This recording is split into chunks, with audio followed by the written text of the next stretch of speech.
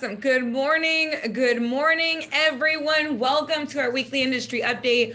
We have a lot to go over today, so I am going to jump right in. Yes, there's a lot to go over today. All right, let's go ahead and start. You guys know I always want to make sure that we address the TCPA, Telephone Consumer Protection Act. Please, please, please, as we go through, you may get some script ideas, some things that you can talk to clients about. Please remember that it is extremely, extremely important, my friends, that you are following our TCPA and scrubbing your list. All right. Starting with our one team, one mission, the one that I wanted to share today, this is a really special month. We have both National Fair Housing Month as well as Pride Month. So we know that there's so much that we do. We want to embrace our communities and stakeholders and really win together. And so I wanted to share a couple of resources that are available out for you. There is the KW Rainbow Network. We wanted to highlight some of what has happened within the growth of the Rainbow Network within the last 12 months. There have been over 4,000 referrals sent through KWRN, over 1.1 billion in referral volume, and there are over 1,700 members that are currently part of the Rainbow Network. So if this is a designation or a network that you would like to join, there's a lot of resources that exist. They actually have some really cool swag like tent pop-ups, shirts, all kinds of really great stuff. There's a lot of resources that are available within KWRainbowNetwork.com as well to celebrate our diversity. There's also, because of Pride Month, there are a couple upcoming events that are specifically in the month of June for Pride. One of those is going to be June 24th. There's connecting through referrals with KW Rainbow Network. There's going to be a breakout session with Jay Papazan. That's going to be a great course that we will share the date as soon as that is out. And then there is also, they're doing a Pride Lunch and Learn as well at KW Center as well. So all of this is available. Wanted to make sure I highlighted that. I also wanted to make sure to highlight Quantum Leap tomorrow. If you have not registered for Quantum Leap, I do want to speak a little bit on this. Quantum Leap is an absolutely phenomenal course. What I had the opportunity in the month of March to take Quantum Leap directly with Gary Keller, which was absolutely phenomenal. And I joke, or I would say that Quantum Leap is one of Gary Keller's favorite courses to teach within the KW ecosystem. With that being said, Quantum Leap has absolutely nothing to do with real estate sales. And I think that's what makes QL so phenomenal, so impactful, so important. What Quantum Leap is really designed for is to get deep into what are the things that we need to set within our own life, within our own mindset, around our own personal mission, vision, and values by which we live our lives, by the disciplines that will help us to not only master in our business, but master life in general. What relationships are incredibly important to us. This course is one that bar none, I think is sorry about that. I'm muting a couple of you, or looks like you came off of mute, my friends. But Quantum Leap really is an opportunity to dig deep into yourself, to dig deep into your own personal mission, so that it becomes almost the compass by which you are able to live your life and make decisions in both life and in business. Extremely, extremely powerful course. With that being said, registration is required, and today is the last day to RSVP. The event will be tomorrow in Whittier. So this will be in Whittier. We have the address and everything posted as well. And it'll go from 9 a.m. to 4 p.m. We ask that you arrive early, around 8:30 or so. We will have breakfast. We will also be having lunch.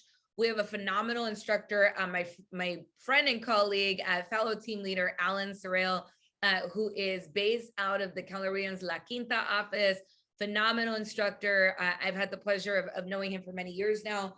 And I will say this, if you have not booked it, if you need to get time off to potentially attend, I highly recommend making the arrangements. If you have a partner or a spouse that you would like to attend with you, please know it is open for them to attend as well. If you have a child that is older and is okay with coming in, we are happy to have them as well. This is going to be a phenomenal event. Make sure to register, my friends. Okay, digging on in, we are jumping into our LA County trends. So for this week, we are looking at June 1st through the 5th. So this first week of the month, right? And we are also looking at our May 1st through the 5th. We are looking then at June 1st through the 5th of last year. The May numbers for the month have not come out yet. These will likely be out next week. So we will be reviewing them then so that we have a chance to kind of really look at how the month ended up. But we want to start looking at some of the indicators here.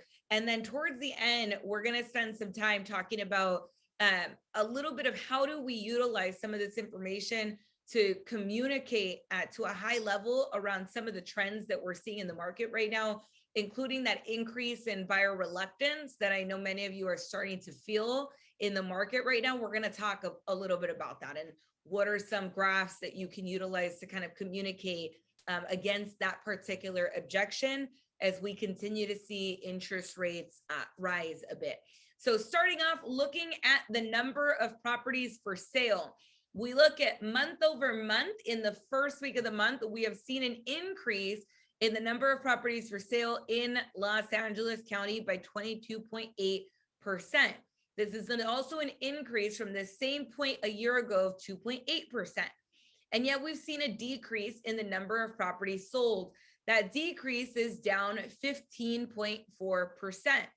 We're also seeing from that same time a year ago, a decrease of 40.9% in the number of properties sold. What I want you to pay attention to here, I had somebody ask me last week and they said, oh, I'm seeing a big increase in the number of properties for sale. And so I'm seeing an increase in the amount of inventory that's available. I don't want you to get those two confused, right?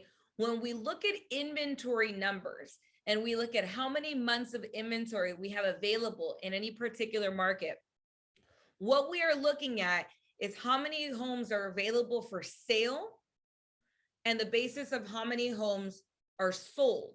We may see less listings come on the market, and yet the number of properties that are sitting for sale seeing an increase, even though there's not as many listings coming on the market. Why? Because we see the number of properties that are actually being sold is declining. So don't confuse the two when we start seeing, hey, oh, there must be a ton of listings coming on the market because there's a higher amount of properties for sale. Not necessarily. It has to do with more of the actual sales being down. And so the number of properties are sitting a little longer and allowing that number to increase. Okay. Moving on over to our inventory trends. So here we go. We can see that we are experiencing a dip, which has been anticipated, in the number of new listings coming on the market month over month, down 24.6%. From this same time a year ago, down 39.1%. We look at the number of properties pended. We are also seeing a decline from last month in that first week of the month, down 41.8%. And then the properties pended down 47.5%. With that being said, one of the things that I always want to point out when we look at a week like this, 2 days of this first 5 days of the month were weekend days. And so not all the numbers are going to be 100% completely. We're not necessarily looking completely at apples to apples. There may be some fluctuations that we see even out over the next week or so. So just keep that in mind as we look at some of these dips. We have anticipated that we would experience a dip in terms of these numbers. And yet just keep that in mind. This will probably flesh out a little bit more over the next couple of weeks. Looking at our pricing trends, we have experienced, again, an average active price decline of about 4.6%. That's been holding steady. So that is from last month, from last year, a decline of 7.4%.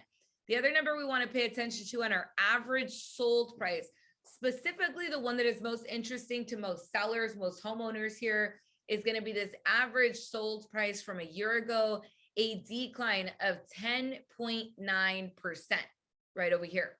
Okay, why is this important? We know that, of course, we have continued to see home prices. There have been increases that have occurred. Last year, we saw significant appreciation.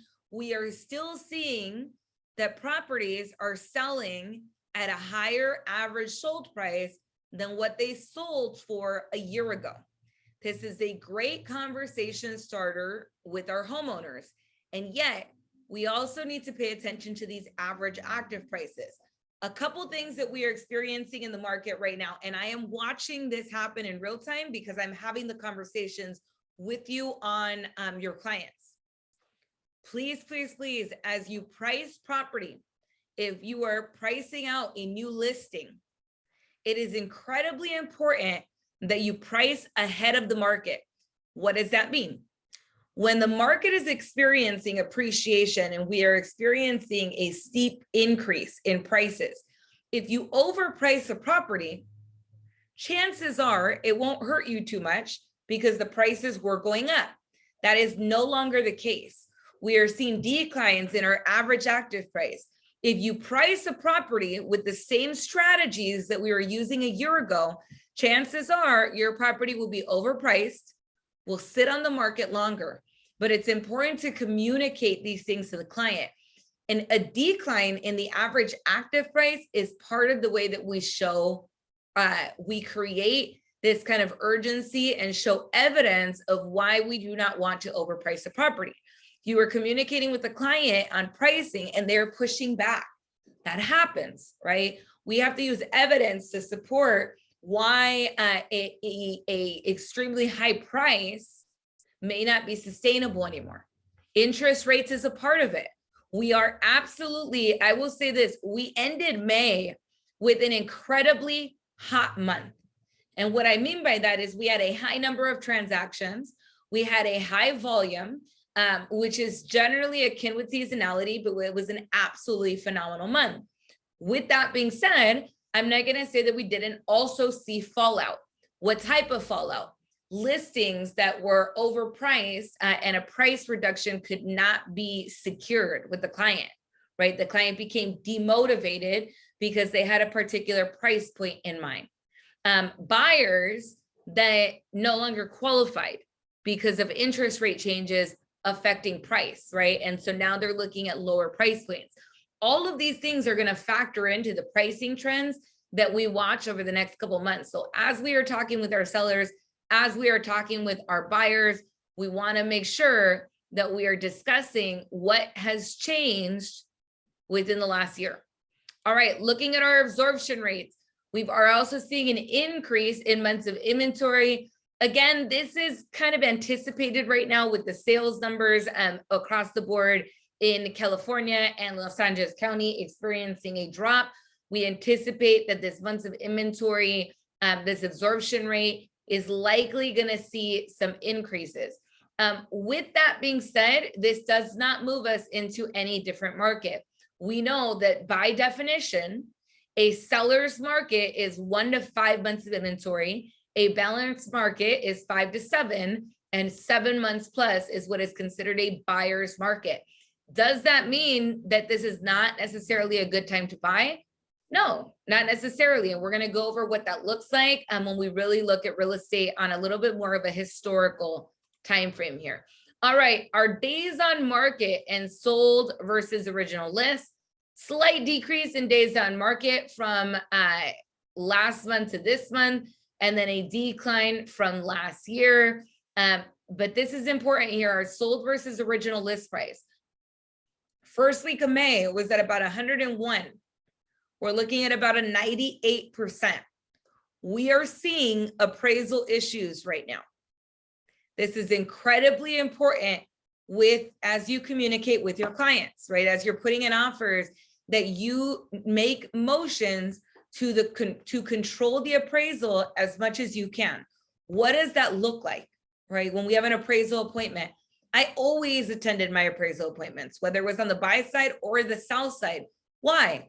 I wanted to make sure that I had a copy of my residential purchase agreement, whatever the final counteroffer was with the final price highlighted, and comparables, right? Comparables that supported my purchase price.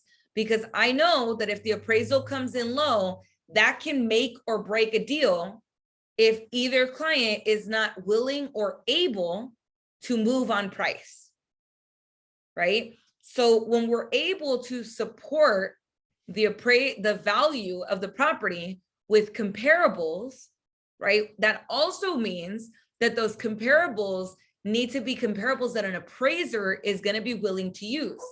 It's not just that we grab every appraisal in a particular radius. We're looking at 4 criteria: within a mile of the property or less, notwithstanding any major changes. For example, not a different zip code, right? Different school district. If it's on one side of the freeway, not on the other side of the freeway. So we look within that mile, within reason, right? Within reason, the closer to better, the better. Generally, we want to look at a 15% square footage difference in size of the home and a 15% square footage difference in the size of the lot. Sometimes we will look at properties and we'll say, oh, well, this is a 2-bedroom. So I want to grab all the 2 bedrooms in the area. And we don't realize that, oh, this lot is 10,000 square feet, where the lot we're looking at is 5,000 square feet. That makes a huge difference. When there's a 15% square footage difference, if there is a change in bedroom count, if there's a change in bathroom count, if there's any major things within the property, the appraiser will make an adjustment for it. But that adjustment is a lot simpler than when you're looking at a major change in the size of the land, okay? So 15% square footage difference in size of the property, 15% square footage difference in size of the home. And then last but not least, we wanna look for the most recent sales. I would say right now, anything that you could find in the last 90 days is gonna be majority of the time what the appraiser is really looking for. Used to be that they would go back about 9 months. I would say that is unlikely right now, or they will make an adjustment right now because we are seeing a lot of the underwriting guidelines be tightened up just based on what we're seeing in the market right now. So if we start looking at properties from 9 months ago, what happened 9 months ago? The market was very, very hot. Prices were very, very high, and interest rates were very, very low. That is not necessarily a even apple to apple comparable anymore because of how much change we've seen in the market. All right, looking at our Orange County, the 1st through the 5th of last month to this month, an increase of 33.4% in the number of properties for sale, an increase from the same time last year of 24.8%. We look at the number of properties sold month over month. We're seeing a slight decline, well, a significant decline here of 22.1%, a much more significant decline over 50% from this same time a year ago. We look at our inventory trends, number of new listings coming on the market from 1 week to the next, a decline of 44.9%, down 40% from a year ago. We are still having an inventory shortage. Number of properties pended, down 40.7% from last month, down 53.1% from this same time a year ago. We look at our pricing trends. Again, I want you to take a look at this, that we are in the red on our average active price, down 9.4% from last month. We've been steadily seeing that decline, down 9.4% from last year. Average sold price month over month is also down 8.4%. We're still up from the same time period a year ago of 15.2%. But this is showing us that we are absolutely seeing declines in our prices here. Our absorption rate went from 0.9 months of inventory the first week of last month to 1.6 months of inventory the first week of this month. Again, doesn't move us out into any major change in the type of market that we're in. And yet we are seeing this as a micro shift, right, that is occurring in the market right now. Days on market and sold versus original list price. There has not been a change on days on market in Orange County but there is a change in sold versus original lists, a decline here. But we also saw the average sold price is down.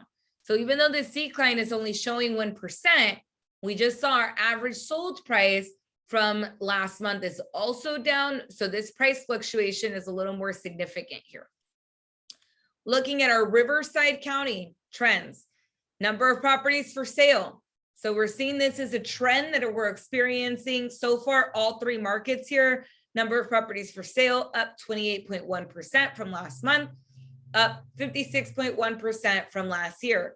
Number of properties sold down 20.8% from last month, down 41.9% from last year. We look at our inventory trends. We're in the red across the board here. Number of new listings down 41.2% from last month, down 48.7% from last year. Number of properties pending down 25.6% from last month and down 35.6% from a year ago. Let's look at our pricing trends. So again here, this is interesting. We're seeing an active price decline, right, month over month, but an actual increase from this same time a year ago. If you look at some of the other counties, as we went through the pricing trends, right, this number, the average active price, was seeing a decline that can be traced a couple months back, right? Most of them were from about December. This is a little bit different. We saw a little bit of an increase, and now we're experiencing that decline. So the decline here is coming a little later. We know Riverside County, being in the lower price point, has been a very hot market for people to buy in, especially if they were selling in maybe one of the more urban areas closer to the city, LA, right, closer to this area, and now moving out to kind of Riverside County. So this pricing trend, we actually saw increase, and now we're experiencing those declines here. But it also shows we have an increase in the average active price from the same time a year ago. And then our average sold price from last year, still up 14.7%. I'm talking to homeowners in this particular area. This is, again, a great conversation starter. Do you know that the average sold price in your area has increased 14.7% from the same time a year ago? Just out of curiosity, do you know the value of your home? Would you like to? Right? Looking at our absorption rates, again, experiencing an increase here, up 66.2%. From the first week of last month. Doesn't move us into any significant change in market. And then last but not least here for this county, our average days on market up 10.5%. So we are seeing an increase here in days on market, but no fluctuation in that sold versus original list price. So again, when we look at some of our pricing trends, we saw more fluctuation in the areas where we're seeing a steady decline. Right over here, we're starting to see that decline, and yet there's no change in our sold versus original list price here. Last county, San Bernardino County, number of properties for sale, an increase 28.2% from last month, up 61.6% from the same time a year ago. Number of properties sold down 28.4% from last month, down 47.2% from a year ago. We look at our inventory trends, number of new listings here, right? We are seeing a decline of 6.7% from last month, down 6.3% from a year ago. Look at all the fluctuation that we've seen this year though, right? There's been a lot of fluctuation here. Number of properties pending, down 9.9% from last month.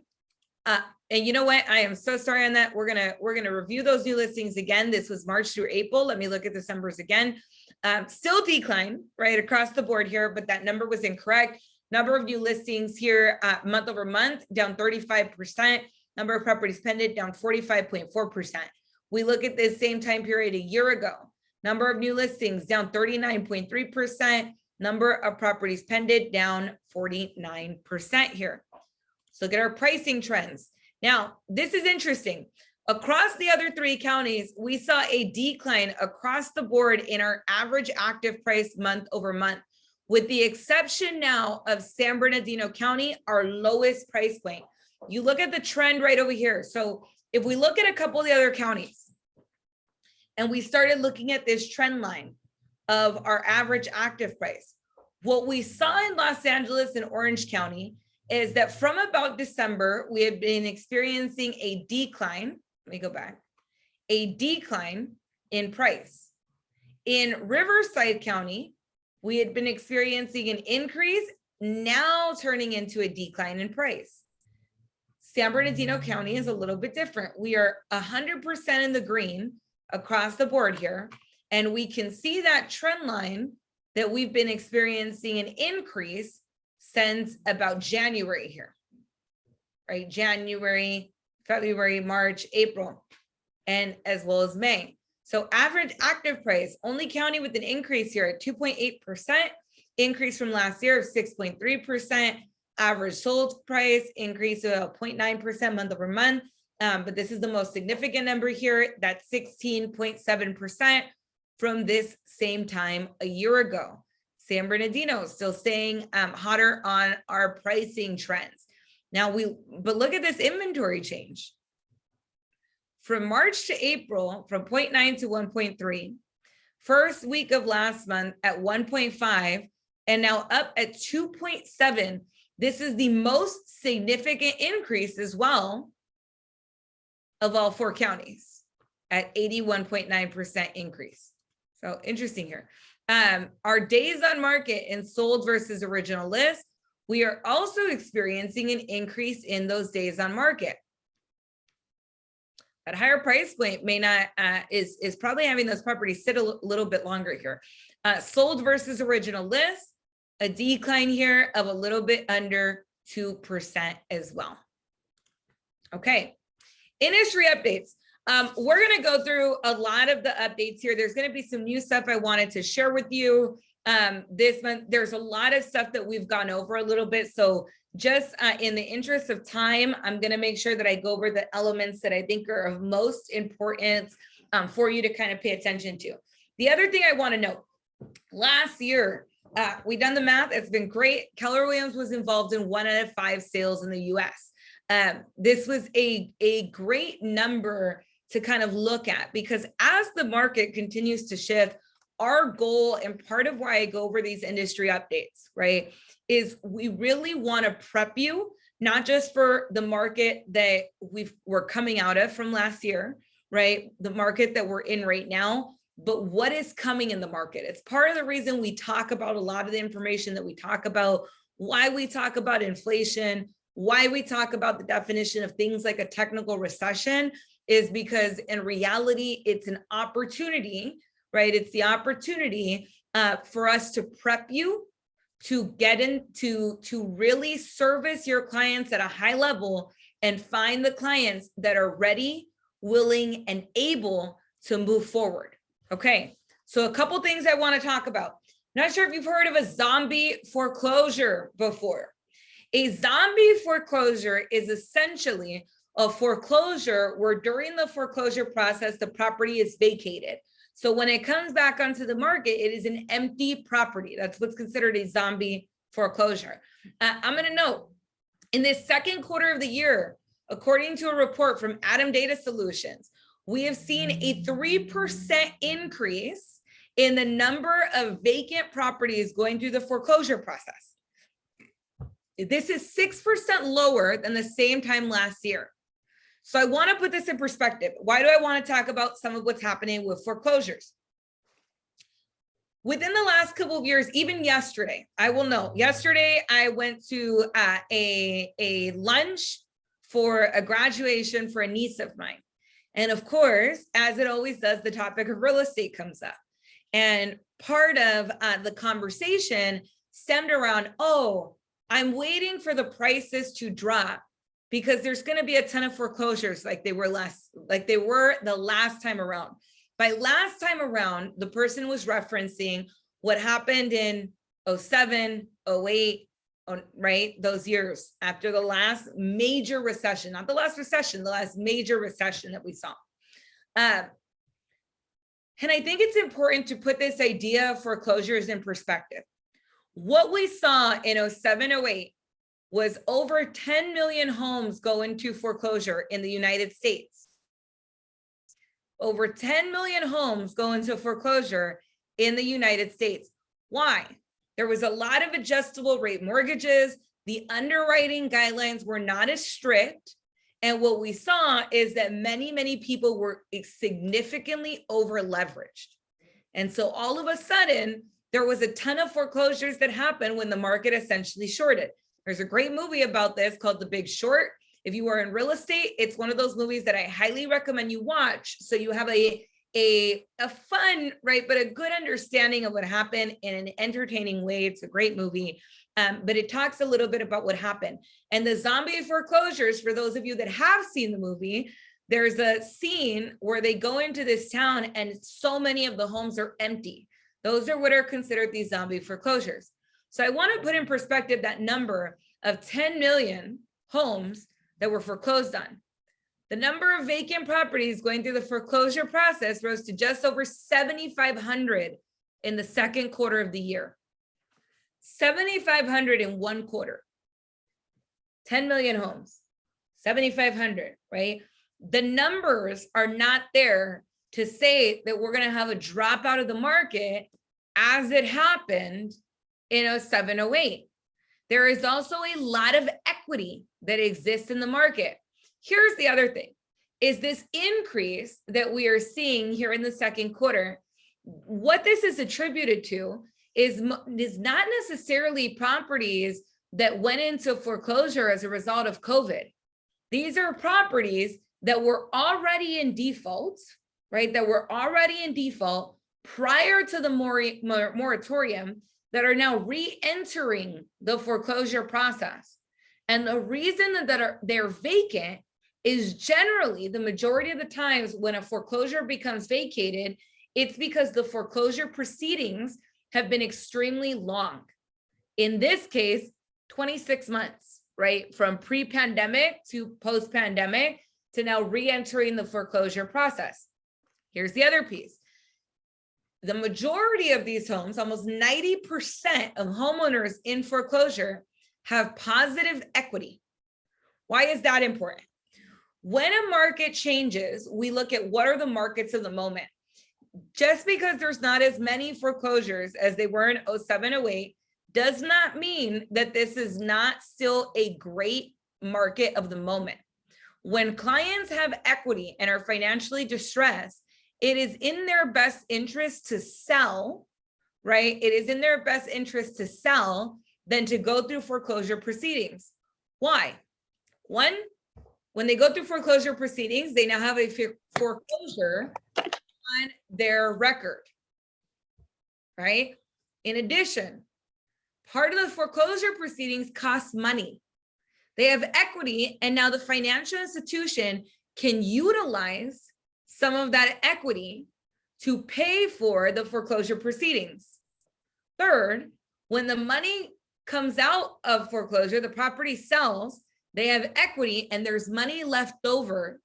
In a standard sale, what do we call that? That gets issued out to the homeowner. That is not the case in a foreclosure proceeding. It goes into a specialized escrow account through which they have to go through another process to recoup their funds, which also costs money, which means not only do they have a foreclosure on their record, right?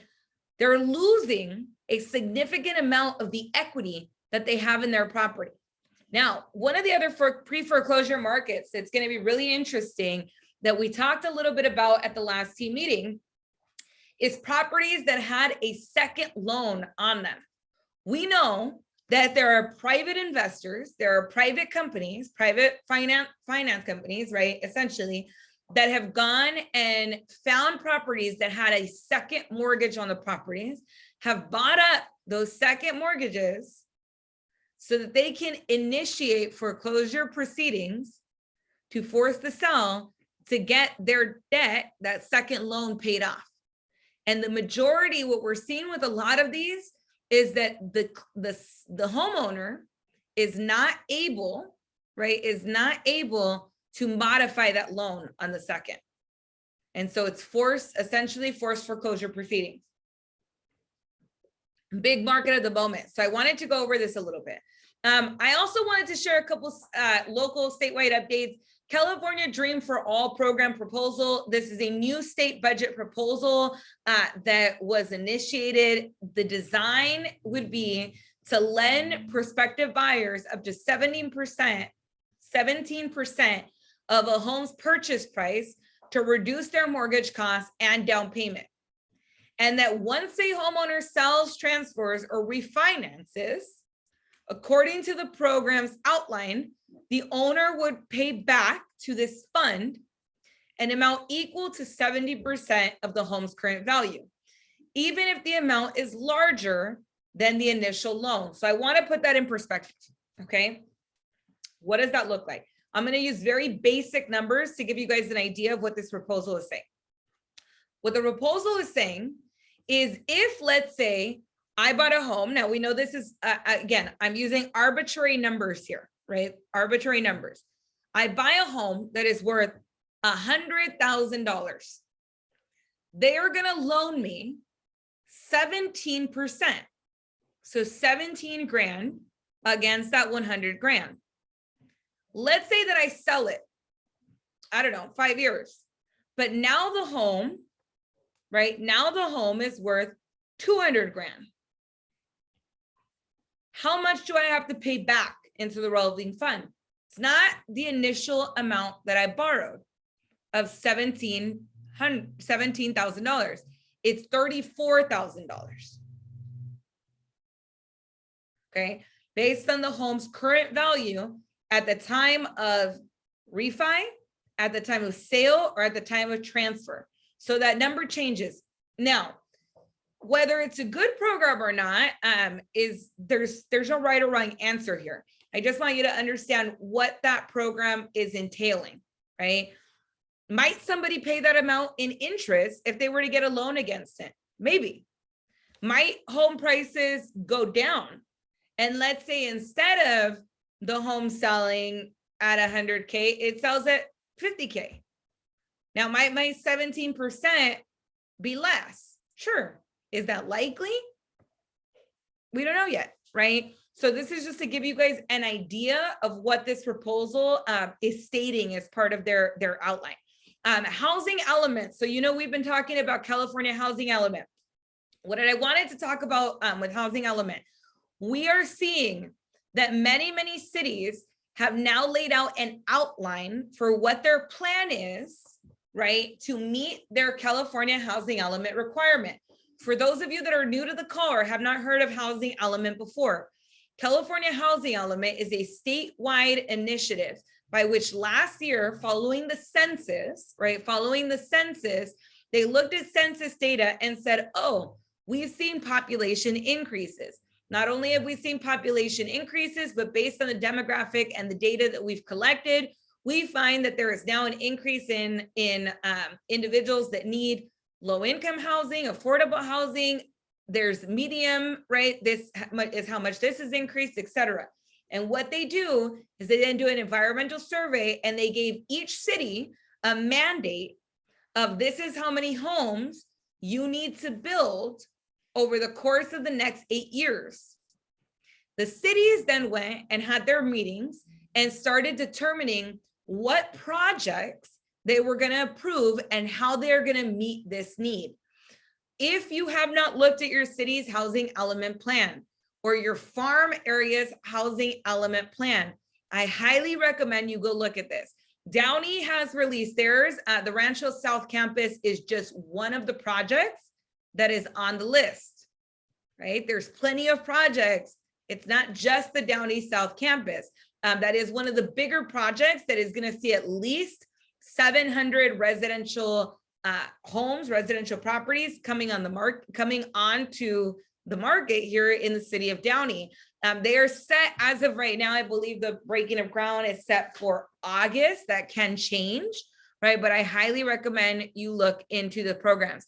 Do we find it on the city's website? Yes. You can Google, right? If you do a quick Google search, it'll come up on there. You'll find the report right away.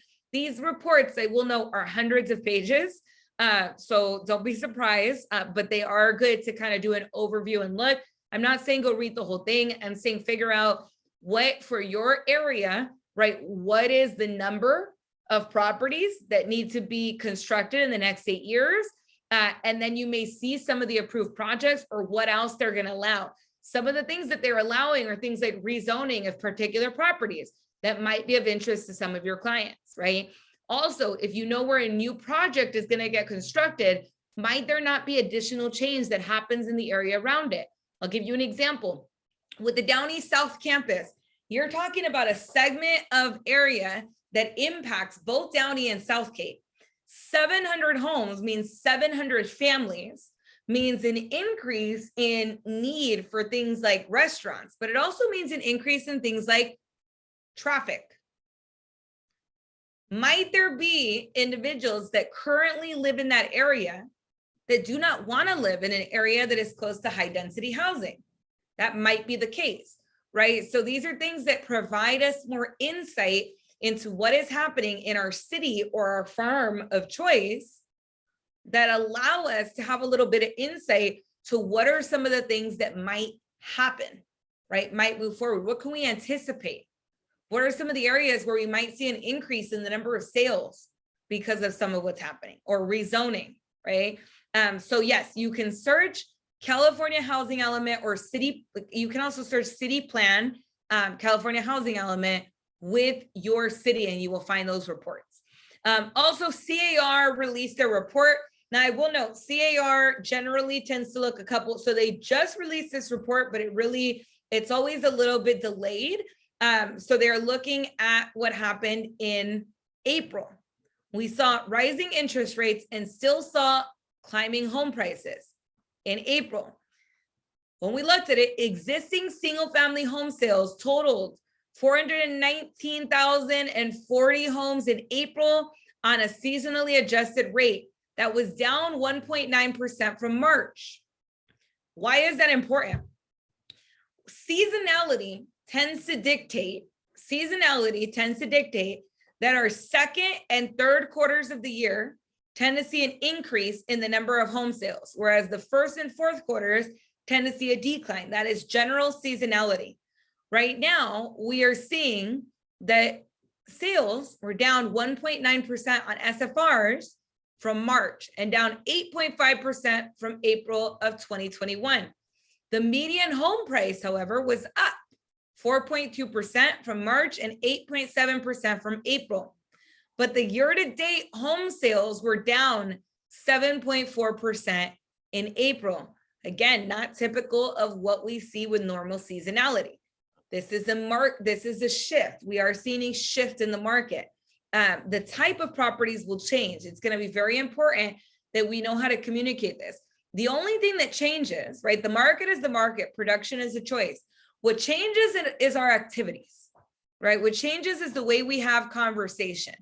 I'm not going to go too much into this legislation. I went over this really in depth last market update. So if you'd like to go into the legislation, feel free to watch the last market update because that was a very in-depth kind of look. What I do want to make sure we touch on again and again, we are going to talk about some of what we see with inflation. We know that the likelihood that we are entering into a technical recession, so technical recession is very, very high right now. We saw the first quarter of the year had a down, the GDP was down, gross domestic product was down. We also know, right? We also know that 2 quarters of consecutive negative, right? The GDP being down puts us into what we call technical recession. We know that President Biden met with Powell of the Fed, to Federal Reserve, right? To go look at what is happening and what is their plan to stop inflation. Inflation has been at the highest level in 40 years. It's huge, right? That's a very big increase. You feel it every single day. You go out and buy gas and gas prices are high. You go to buy things at the store and the cost of goods is high. That is a result of inflation.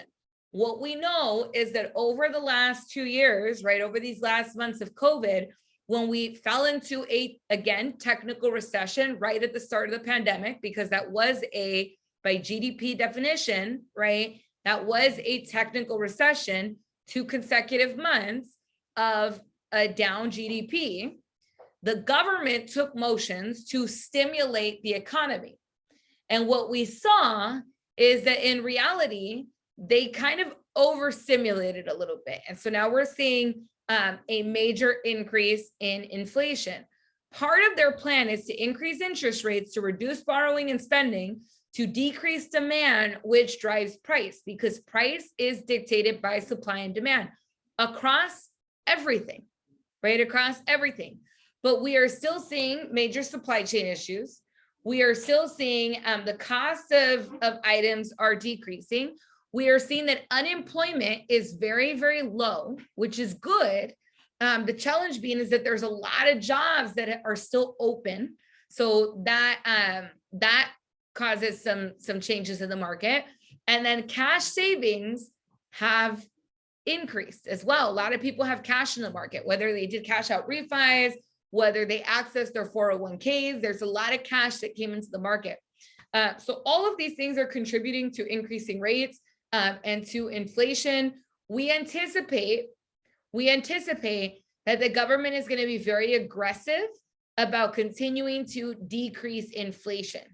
And with that, we will see a continued rise in interest rates. Now, I want to put that in perspective. I want you guys to see what this looks like. We look at from 1990 to 22. This is the annual median home price. Obviously, California experiences very, significant prices. So our prices are a bit higher, but this is the median across the board, right? What we see is that from 1990, we experiencing an increase, and that market leading up 04, 05, 06, right? 06 here was a peak. We saw this peak. And then what happened? We saw a decline, drop in 07, more significant drop in 08, more significant drop in 09. 2009 to 2010 was pretty flat. Another drop here in 2011, and that was where it bottomed out. And then what did we see? We started to see an increase. 2012, 13, 14, 15, 16, 17, 18, 19, 20. Major increase in 21 and major increase in it. Well, we're seeing an increase here still in 22. In 22, this is what they anticipated the annual median home price to be, $378,000 now across the US, right? Now, if we look at this from the 90s, even going over this increase and this drop in the market, it took until about 2021 for the home value to come back onto this upward trajectory. If we evened all these numbers out to look at the long-term rate of appreciation, that long-term rate of appreciation was 4%. We met it in 2021 at 343,000. We would have stayed at this 4%. Now let's put this in perspective. I want you to imagine that somebody bought a home, I don't know, in 2006, right here where it peaked. At what point did we return? We bottomed out in 11, and here we are, 2015, 9 years for that home value to return and surpass what it had been in 06. Let's put that in perspective, right? We know that when people get nervous about buying property, we look at this over time and we see a 4% increase on average. My question is generally, somebody is wondering, oh, is it time for me to buy or should I wait? Or price is going to drop? Sure, prices might drop, but interest rates also tend to go up as prices decline, which means payment stays the same, but we can buy less house, right? We can buy less house.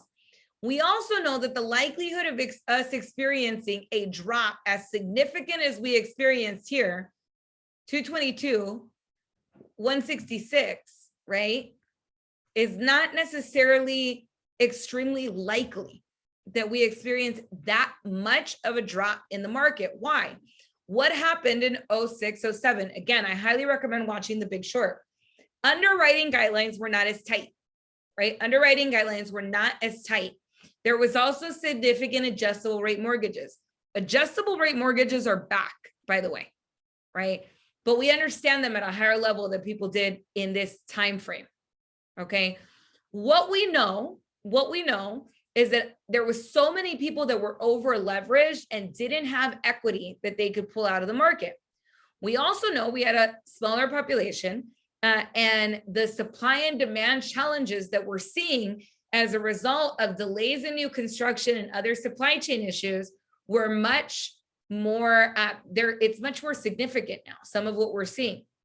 That's why, like in California, there's a mandate for how many homes need to be constructed in the next 8 years. We need more homes, right? We don't have enough inventory for what we have. Here's the other thing is irregardless. Now, if somebody bought during this time frame, but they were over leveraged, meaning that they weren't comfortable with their payment amounts, and all of a sudden their rate changed and their payment amounts increased, and they didn't have enough equity, and there was 10 million foreclosures that were happening, right? All of that impacted this major significant drop in price. But over here, we're eliminating that significant amount of properties that were on adjustable rate mortgages, because the majority of the rates that we've seen have been what? Fixed mortgages. So we're eliminating that part. Unemployment is very, very low. So we're eliminating that part. What are the factors we are looking at? Of course, inflation, right? But if somebody is comfortable with their payment amount, why would it not make sense to buy? Now, it might not make sense to buy if they're planning to sell in 2-3 years. But if they're planning to hold the asset, then yes, it makes sense. Now let's look at our interest rates, right? From 72 to 2022, the top of that being an 81, where we saw a 16.63 interest rate.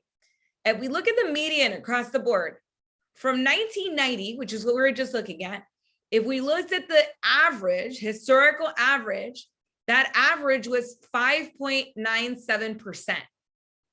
From the 90s to the 2000s. We look back from 72, that historical average is 7.81%.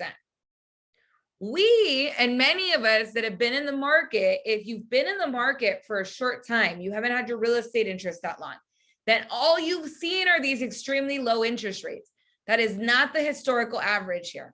Our historical average is up here at 5.97. Our historical average since 72 is up at 7.81. We will see interest rates continue to go up. It has happened before. It will happen again. Don't get nervous about this, right? When we look at it historically, this is not something crazy that it's, oh my gosh, it's the first time it's ever happened. We've had interest rates as high as 16.63%, right? This is just how real estate works. It just means that borrowing money is a little more expensive. Doesn't mean that there's not clients that are still going to be ready, willing, and able. Absolutely, there's clients that are ready, willing, and able. We just want to make sure, right, that we are communicating this, that people are not getting fearful because it's something that they're not used to. It's happened before, will happen again, okay? Now, what do we know that also always goes up? Rent prices expected to increase another 10% in the next year.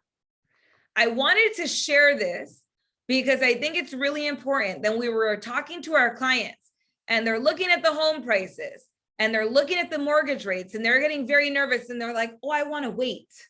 Wait for what? Wait for what? Because interest rates will go up, prices will correct a little, and yet what do we know will still continue to go up? Rent prices. So it's important to have that conversation with our clients. All right, shift tactics. So I want to pivot a little bit as we go into looking at some of these numbers. I think that these are very important numbers for us to kind of look at with our clients. With that being said, I also want to make sure that we are putting you in the right position to enter this market. So I want to talk about something I talked about at the beginning of the pandemic. I want to revisit this. Shift tactic number 2, remargin, right? Expense management. It is not necessary to change. Survival is not mandatory. W. Edwards Deming. For those of you that have Shift Book, what I'm talking about is going to be on page 29, tactic 2. And I'm going to note, here's the piece. To shift is to change. The market changes, therefore you must change with it. When your thinking is right and your role clear, you must immediately identify the effective business changes your current circumstances require. The first one is the only one that can get you back to profitability the fastest, cutting costs. The number one detriment of thriving is the number one determinant of thriving is lead generation. But the number one determinant of surviving is expense management. So I want to talk about this because you guys know that in this business, we are going to talk a lot, right? We're going to talk a lot about how do you thrive in a market like this, doubling down on lead generation, adding in other lead generation levers, like our Future of Floor Time program is one of them, right? Is one of those different lead gen levers. I'm looking at some of these markets of the moment that we're going to talk about in a minute. Those are lead gen levers. And I also want to make sure that from a practical level, you are also prepared for the market we're going into. So there's something I like to call the highlighter exercise. I don't have all my highlighters with me. But what I want you to say is I want you to get 3 highlighters. This works really well, like a pink or an orange, right? A green highlighter and a yellow highlighter. And I want you to print out your bank and credit card statements. And this is for you privately to do this on your own, right? And what I want you to do is this, and I highly encourage, I know some of you will have your business accounts and then some of you will have your personal accounts. I encourage doing this for both. This is really good if you have a spouse. This is great to do it with your spouse as well, or your partner. If you have shared accounts, this is going to be really important. With your green highlighter, you're going to highlight those expenses that are absolutely necessary for you to live or to run your business, right? Both of those. Necessary to live and to run your business. What's an example of that? Gas. You need gas in order to show properties. So gas is an absolute necessity, should be highlighted in a green highlighter, right? In pink or orange or whatever your darker color is, you're going to highlight those things that, oh, wow, I don't actually need this. Oh, I'm spending money and I'm not getting a return on my investment here. Why am I spending money on this thing? That might be things like, I don't know, if you have 5 streaming services, Netflix, Hulu, Disney Plus, right? All the different streaming services that exist, maybe you only need 1. Maybe that's all you need. So maybe the others are red. What about when we buy things on our phones, subscription and services, and we forget to unsubscribe? Maybe you don't need those either. Those are great to highlight in a red or orange. And last but not least, in yellow are the I'm not sure yet. The I don't know if I can live without this. I think I want this, but I don't know, right? That's what you're going to highlight in yellow. I don't know if this is 100% necessary, but I'm also not ready to give it up. So that you can be more self-aware, right, of your expenses. This is how we expense manage. I will note, we do this as an office. We look at it monthly and we look at our expenses. We're doing it now and we look at expenses. Why? That's what insulates business, right? That's what puts you in a very positive place so that you can not just thrive, which is all lead gen, right? But so that you can also, there's the survival aspect of it because expenses continue to go up, right? Expenses continue to go up. We want to put you in the most positive position possible. Okay. A couple of these markets at the moment, I just want to touch base on before we move on. Database. Again, sphere of influence. Your database is one of your most powerful tools for your business. We know that these 3 top ones, database, past clients, agent-to-agent referrals, according to the National Association of Realtors, over 70% of people pick their clients on the base, pick their agent right? Pick their agent on the basis of they were referred or somebody they know. It was an agent they've used before or another agent referred them. We also know that over 60%, right? Over 60% of clients will only interview one agent. Speed to the lead is the name of the game with these categories. Market to the moment, second loans on a property, huge. Affidavit of death before it hits probate, divorces, absentee owners, right? Notice the defaults, the trustee sales, expireds, old expireds especially, and new grads. These are going to be huge, right? These are huge. Are you lead generating to the market to the moment? Are you lead generating to your database? Where are you adding in new lead generation opportunity? A couple new announcements. Keller Inc. has relaunched Welcome to Your First Home. This is a great tool, a great resource that exists.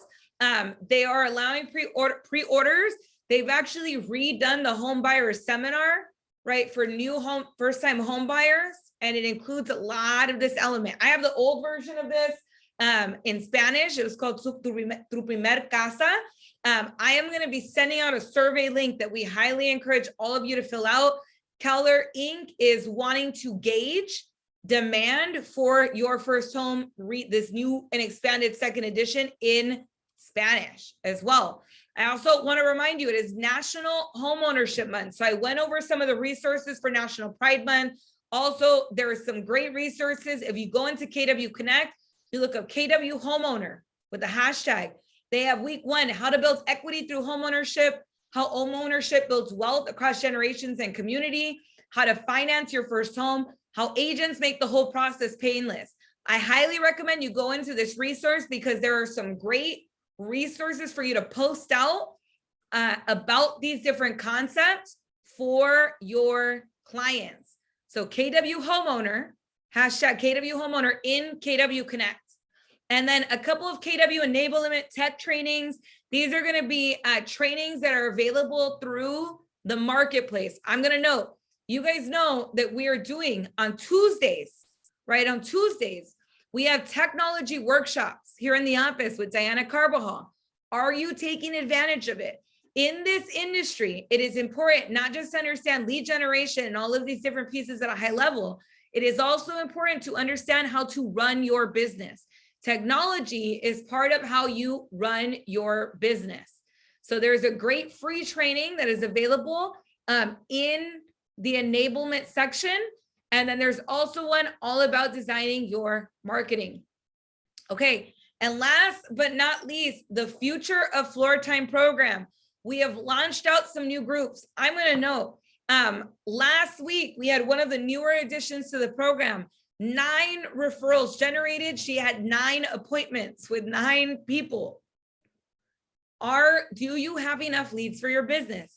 If you don't, attend our next Future of Floor Time informational session. It may be for you, it might not be. That's okay. There's nothing wrong with that. It's just a new option to add to your lead generation, my friends. Okay. With that, it's a great resource. Like I said, there's been over 140 some leads that have been generated out, and I haven't even checked it this morning to see where that update is. So if it's of interest to you, attend my next session. With that, last but not least, because you guys know, I want to make sure we revisit it again. Tomorrow, Quantum Leap. If you have not registered already, if you have not registered for Quantum Leap, 100%, hands down, one of my most recommended classes. Quantum Leap, in my opinion, QL was life-changing for me. It will go from 9 a.m. to 4, RSVP today, because we'll have breakfast and lunch served tomorrow. If you want to bring your spouse or your partner. If you want to bring older children, they are more than welcome to come in as well. I know a couple of you are bringing their daughters. A couple people let me know they were going to bring their daughter. So I highly, highly recommend it. It will be held not here at the office. It will be in the city of Whittier. So make sure that you note that when you're accounting for your travel time tomorrow. With that, I hope you all have an absolutely blessed rest of your day, and I will see you at QL tomorrow. Thank you, Monica.